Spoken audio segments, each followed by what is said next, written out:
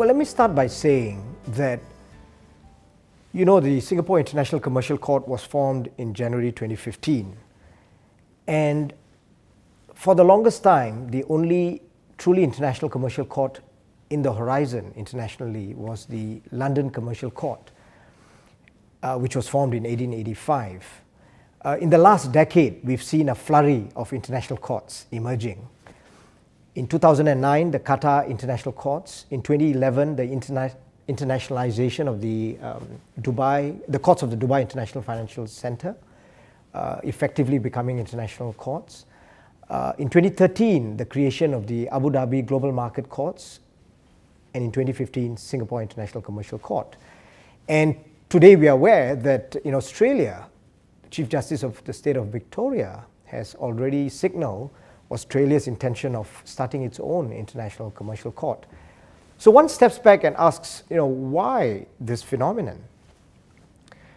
The only viable mechanism to resolve complex international disputes currently is international arbitration.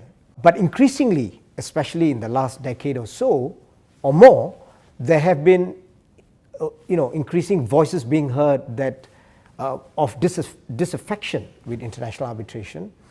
The first complaint that is being made is that international arbitration, unlike its promise, has proven to be expensive and time-consuming. And a number of parties, voices across the globe have said, look, international arbitration deals with very complex issues, disputes involving large sums of money. Sometimes the arbitral tribunal gets it wrong and there is no recourse to remedy that, except for very limited grounds such as breach of natural justice.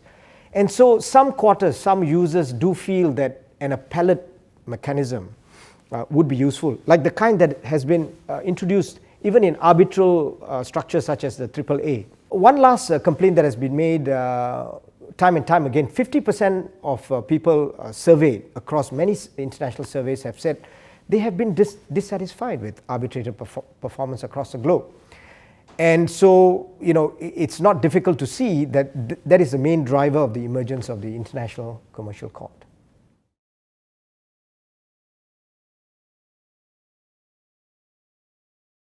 You need to bear in mind that principally the SICC can be said to be a viable alternative to international arbitration. So it would share many of the features that are attractive to or conducive to international dispute resolution of complex commercial matters, as would be the case with international arbitration. So the SICC would hear cases that are commercial and international in nature, and has been designed to do exactly that, to be a suitable forum for adjudication of complex international commercial disputes.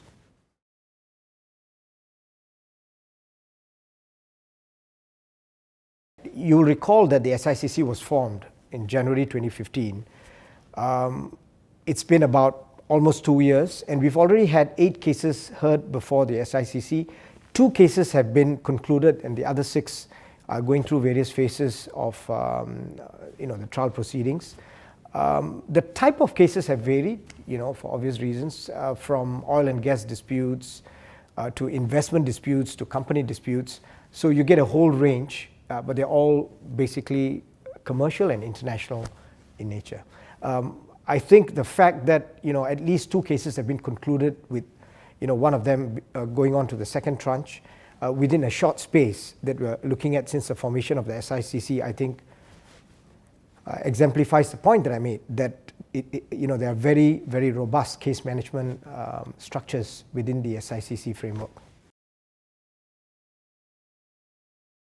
With over 650 fee earners in 10 countries, this is our home ground, our advantage. Lawyers who know Asia. Rajah Tann, Asia.